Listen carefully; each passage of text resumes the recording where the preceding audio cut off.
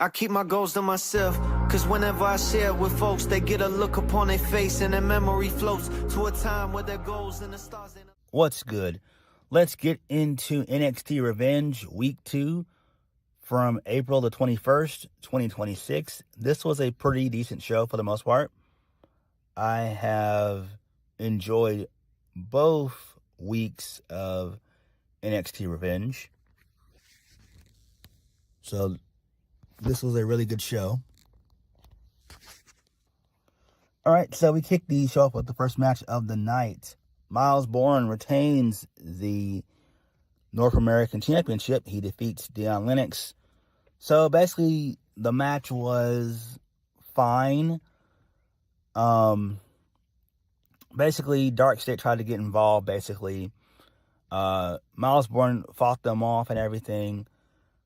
Saquon Sugars, he made most of the plays and everything. Then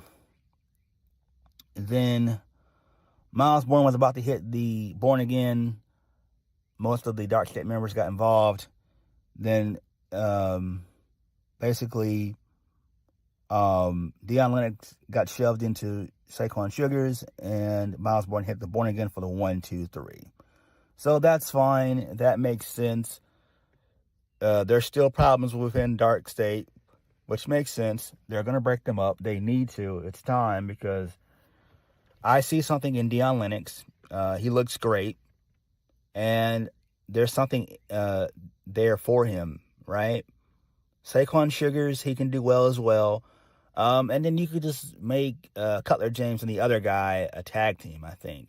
But you need to split up Dark State, right? So, there's that. Dion Lennox, he looked really good here. He did a really good spine buster, a couple more power moves in here.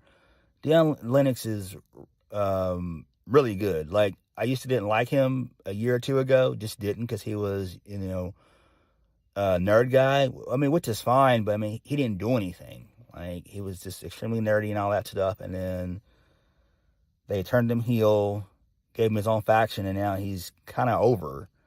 And I like that. So this is fine. Who dethrones Miles Bourne? I have no idea. I really don't know. Moving on from that, this leads us into Mariah May. So she stared at her reflection in her fake Women's North American Championship. So in the background, Vanity Project, they gassed her up. They used an app to meet up with a hot blonde across the street, and they told Mariah to text if she literally needs anything. So that's cool there. I like that. I got a feeling that Mariah is more likely going to get called up. It makes sense anyway. They'll probably put her on SmackDown. Moving on from that, this leads us into Saquon Sugars. So he tried to keep up with a walking Robert Stone. He wanted to get his attention. He wanted Dark State to get one more chance because he fumbled the bag. Okay, that's fine. Whatever. Moving on, this leads us into Tatum Paxley. She's backstage with Shiloh Hill. They're sitting on some crates. She told Shiloh Hill that she saw him in the Andre Battle Royal. Shiloh said that he just kept telling people all day that he was supposed to be in it until they believed him, which is kind of funny. I'm liking Shiloh Hill as a character. Wrestler, not so much, but he's really good in the character department. Tatum Paxley was worried about Vanity Project interfering, but Shiloh said that he set them up on a little date, and she didn't have to worry about them at all. Okay, that's fine. Moving on from that, this leads us into Keanu Craver beating the absolute fuck out of Joe Hendry. Oh my gosh. Man. Whew. Right? Joe Hendry got destroyed. He got mollywopped, man. Good God. Man. Joe Hendry got some offense in, not much, which is good. So, the finish was referee stoppage, and I loved it. So I think I think Carver dropped Joe Hendry with something. I think it was like a big boot or something like that or whatever, or a clothesline or whatever. I wasn't really paying attention. And then he immediately goes into beast mode and just beats the fuck out of Joe Hendry. He hits him like several times. Like it's like 4 or 5 times, and then the referee just stops it. And he keeps going and going and going. I'm like, damn. It's great. Like, Keanu Craver is something special. Dude is a freak athlete. Dude is legit. He's total badass, and I like it. Like, he's a street dude, and you can tell he is, and I like that, right? People said, well, he's Obafemi. It's like, no, Obafemi and him are totally different, right? Like, Keanu Carver's more hood/street, and Oba, he's just a legit badass, right? I like what they're doing with Keanu Craver. I really do. Clearly, we all know that Joe Hendry is going to go to the main roster. He's going to go to Raw. So there's that. So he just came down to NXT just to do his final job, which is fine. And Joe Hendry did very, very well. He did very well, and he put over Keanu Craver. So I like that. Really good shit there. Really good. Well, actually, so Keanu Craver, he won the match doing like a lariat, and then he hit him with a spine buster, and then he just, went ham on Joe Hendry, and then that was it. I'm like, damn. So it was great. Go back and watch this. If you didn't watch it, just go back and watch it. It's worth seeing. Like, Keanu Craver is fucking amazing. He really is. Moving on from that. So, we get a promo by Lizzie Rain. So she's doing a heavy metal gimmick, which is kind of interesting. So, you can tell she's British, and I don't know who that is, but I like it. So they're going with an 80s metal gimmick, which is cool. I like that. I really do. This is interesting. Let's see where this goes. I don't know who she is. I would imagine maybe she came up from Evolve, or she could be like one of the ID talents. I don't know. It's interesting. I like it. I am going to look into her. I might just watch some of her matches or whatever, just so I can get familiar with her. But I like this. This is an interesting gimmick. I don't know why they would kind of do an 80s metal gimmick. Maybe more so kind of modern. But, it's fine. Moving on from that. This leads us into Lexis King defeating EK Prosper, a.k.a. Eli Knight. So he is now the new Speed Champion. And, this match was fine. Booker T loved him some Lexis King, and it's great. Booker T is so funny on commentary. So basically, it was a distraction finish as to how he won. So he basically hits the coronation. Stacks beat up. They used Ariana in the match, and she distracted EK Prosper, and this allowed for Lexis King to hit the coronation for the 1, 2, 3. So Birthright finally won one, which makes sense. They've been a faction for about a little over a month, so they finally got something there. I like this, honestly. So that's fine. Again, it's weird that he's the leader of this whole faction. Clearly, that was supposed to be for David Finlay, but he's in AEW, so it is what it is. So, whatever. But then again, we don't know how long Finlay's going to be in AEW. Like, David Finlay could stay in AEW for like a year, 2 years. But he more than likely will probably go back to, go to WWE in due time, more than likely. Maybe he signed like a 2-year contract and said, okay, I'm out in 2 years. I don't know, but at least they're doing something with Birthright, right? So I do like that. I do appreciate that. So they're breaking up one faction in Dark State, and they're trying to build a new faction within Birthright. So they're probably going to end up pushing those guys. I'm trying to think, who are the NXT Tag Team Champions? I'm trying to think, who are they? Shit. Oh, Vanity Project. I forgot. So, I don't know. Whatever, it's fine. Moving on. This leads us into, the Vanity Project. So, they were on, Instagram or whatever. And, they were bummed out over Jackson Drake being stood up. So, they all talked about it as, Jackson Drake couldn't believe this was happening to him. And then he talked about, how the GOAT LeBron James had to suffer a couple losses, so why can't he? Which I thought was funny. And you know what else is funny? These guys look like they all just graduated high school. It looks like they just came out like literally like last year. What the hell? What the hell? What the hell, man? What the hell? Like, they need some definition on them. You know, get some tats or something. Like, damn.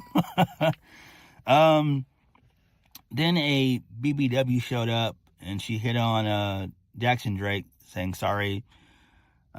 She heard that he got stood up and everything else. And so, that was it. So they all got excited and everything.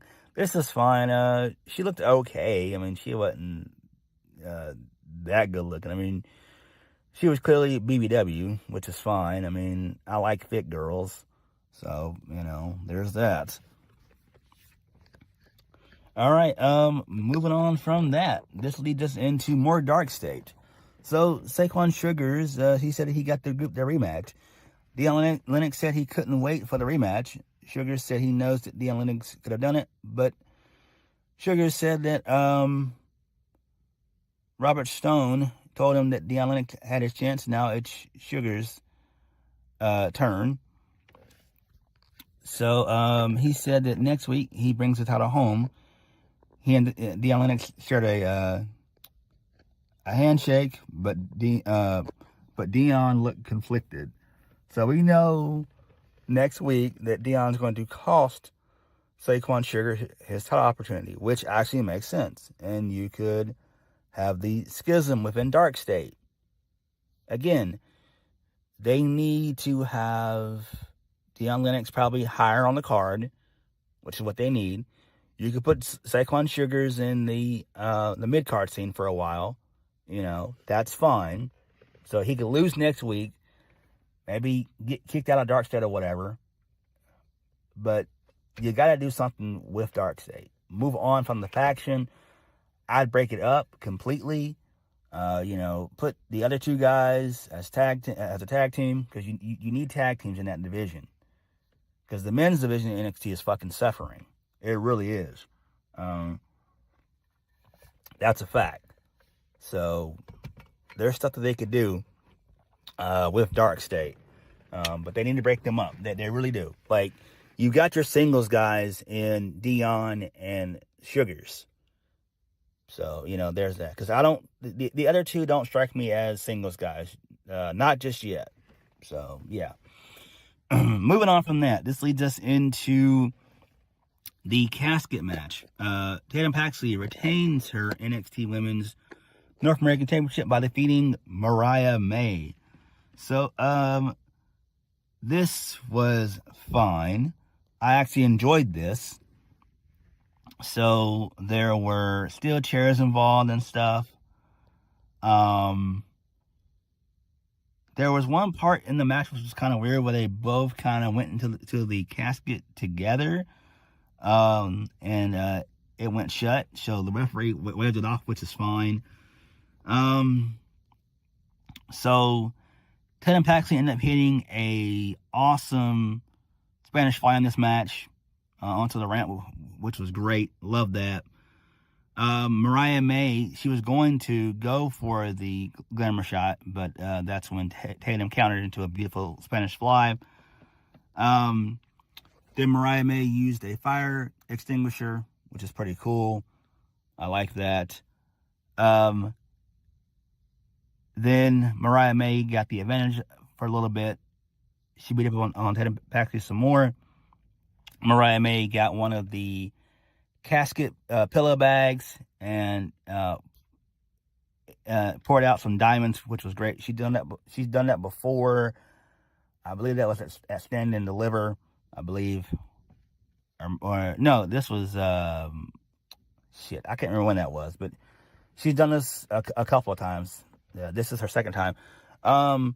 So she's about to go for the Glamour DDT, but Tatum reverses that into the Cemetery Drive, and then she throws Mariah into the casket, closes the lid, and she wins. So good stuff there.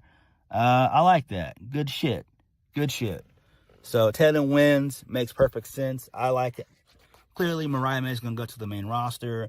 She'll more than likely end up on SmackDown, which is fine. So, Mariah May, she didn't need to be in NXT long, and I think she'll do fairly well on the main roster, more than likely. You could have her go after Rhea Ripley. You could have her go after Julia. There's ways that you could, make her look threatening on the main roster. And I think she will do well on SmackDown.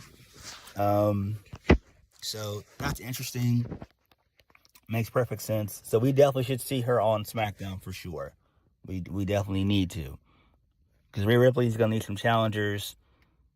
So, there's that. And I also think that we probably will end up seeing Fatal Influence as well, because they weren't on this show. So I do see them probably being on the main roster as well. SmackDown. Again, SmackDown needs help big time, right? It's 3 hours. You need people there, right? You need bodies. That women's division is very, very weak. So, them bringing up maybe Kalani Jordan also. I forgot to mention her. She might be on SmackDown as well. So I could see her there too. So that makes sense. So they are probably going to end up calling up more women on SmackDown. That's probably going to be more heavy focus on the women, because I don't know from NXT who you could call up from the men's division and put them on SmackDown. I can't think of anybody. I really can't, right? Unless they bring up Ricky Saints, but you don't want to kill NXT. You can't kill NXT like that. Like, you've already got Ethan Page. They're about to have Joe Hendry. And if you get Ricky Saints, man, NXT is fucked. We're fucked. Like, if they end up getting, Joe Hendry, well, they've already got Joe Hendry. They've already got Ethan Page. If they end up getting Ricky Saints, man, we're fucked. Like, NXT is fucked for a while. So, there's that. Whatever. Moving on. This leads us into Jackson Drake. He was on the phone, sitting at the table, in a bar. So she said that she disinfects dead bodies for a living. So Jackson Drake thought that was hot. I'm like, what the fuck, bro? Come on, fam. So Jackson Drake showed the woman a picture of the woman who stood him up. She said it wasn't a woman. It was an AI bot, and somebody messed with him. So, all three members of the Vanity Project knew it was Shiloh Hill. The woman said it shouldn't ruin their night. So she and Drake walked out the door, but the woman, who was taller than Drake, shoved the man out of the way violently, which was hilarious. And Drake looked back at the camera and mouthed, "She's awesome," and winked. And then that was great. So I like this. This is pretty fun and funny. Really good shit here. I like this. This is great. More shit like this, please. More shit like this, please. This stuff was fun. I love this. I love when NXT does stuff like this. This is tremendous. This is great. We need more of this shit on the main roster. Like, we really do. I'm big fans of the Vanity Project. I love those guys. Those guys are funny. And they're good characters. So, yeah. In ring, they're okay. But they really shine via character. And I can appreciate that. They're all young. They're probably like 21, 22, maybe 23. So, yeah, but this was a fun little segment. All right, moving on, this leads us into Lola Vice. She was out next on the show. She got a really good reaction. She put over beating JC Janney and everything else, which is great. Again, I expect them to be on the main roster, Fatal Influence. So, Lola Vice said she's about to be the realest woman in NXT. Lola said the championship deserves people who will stand up and take their shot. Lola said, you don't just walk into Vice City and take what's hers. You can step up, but all to get you is knocked out and danced on. So the calling shut up along with Izzy Dame. Izzy Dame said, we need to circle back to what's most important, herself. Izzy asked if she felt the shift in the looks in the locker room.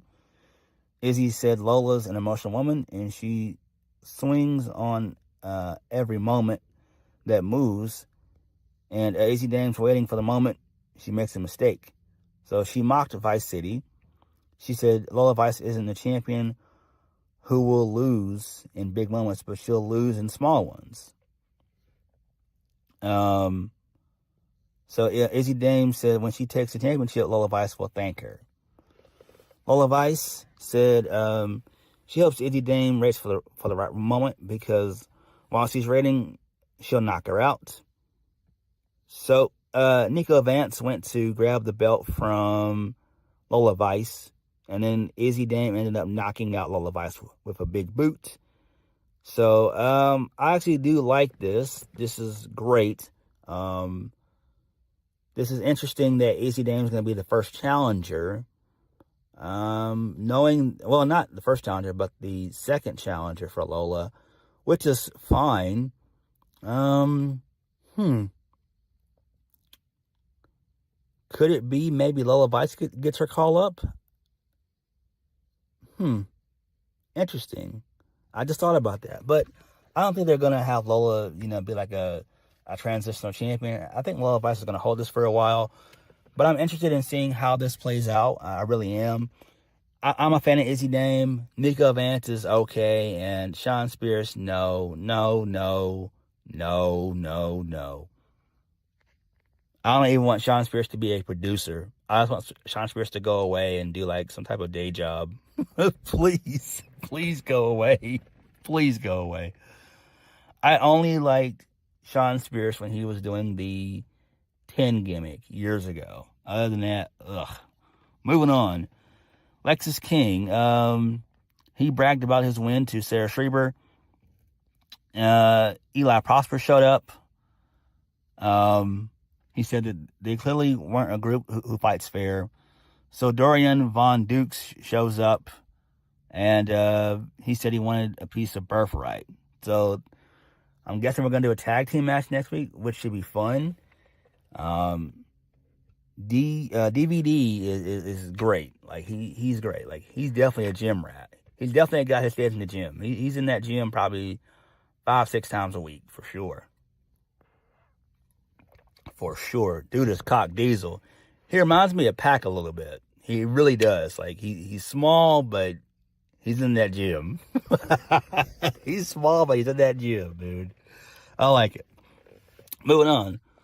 What I also like is Kendall Gray. So this is the second week of her NXT Chronicle. The second installment of that. So Kendall Gray talked about being the first girl to qualify for an all-boys wrestling tournament in Nevada, which is pretty cool. She said a lot of people said she shouldn't compete against the guys, but she had brothers and everything was a competition. She said she's a tomboy, so she got it from her mom, who never dressed up. She said her dad was at every event. Oh, that's so sweet. She said she got to hit a foul ball at a Mets game. She said that she was at a barbecue, and despite all the food around, the dog jumped up and bit her face. So we get to see a shot of her with stitches on her lips.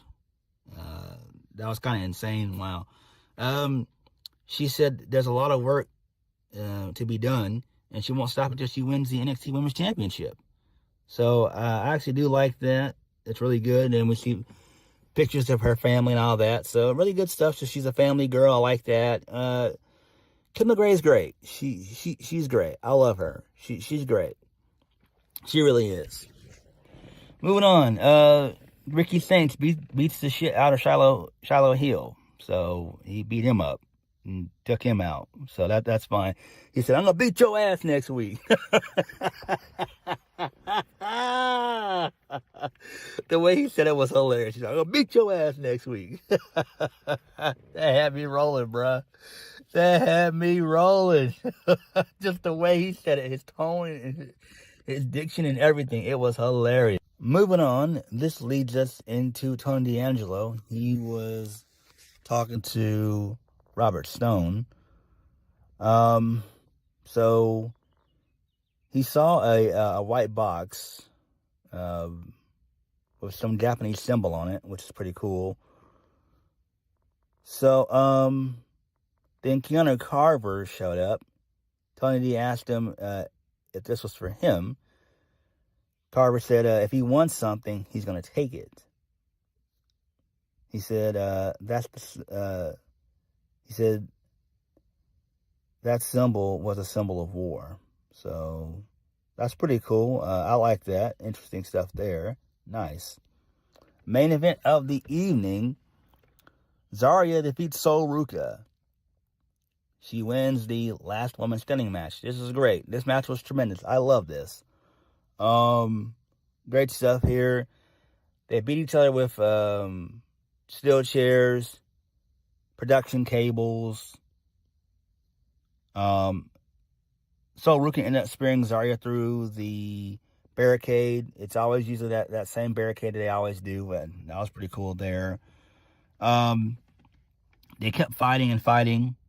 Zaria hit a F5 through the announce table, and Sol Ruca still wouldn't go down. So Sol Ruca began to get the upper hand. They got on top of the mezzanine and whatever. Sol Ruca did a soul snatcher off there, which was insane. That was awesome. So they're trading blows left and right on top of the balcony or whatever. And Sol Ruca is about to push Zaria off of it. But Zaria is like, no, don't do it. Then they have, they hug each other and everything else. And then Zaria just shoves her through the table. Sol Ruca crashes and burns. And Zaria wins. So I do like this. This makes sense. I'm a fan of this. Great stuff here. Sol Ruca was going to lose anyway. It sucks that she's already lost twice within a week, which is insane. She really didn't need to lose on Raw. She didn't. Her match should have really ended in like a DQ or something like that. That would have made the most sense, but it is what it is. What's done is done. So Zaria winning is, the right decision here. What do you do with Zaria going forward, right? So I don't know, because you got Izzy Dame in the hunt for the women's title. You got Zaria probably that's headed in that direction. Maybe we have Zaria go after Tatum Paxley. Maybe she's the one to dethrone Tatum Paxley. And I think that would be cool. So there's that. But the women, as per usual in NXT, they've held it down. They've been main eventing for quite some time. So this is a pretty decent show for the most part. I thoroughly enjoyed both weeks of NXT Revenge. And I look forward to next week's show. But what did you guys think of this show? Let me know. Like, comment, subscribe. Peace.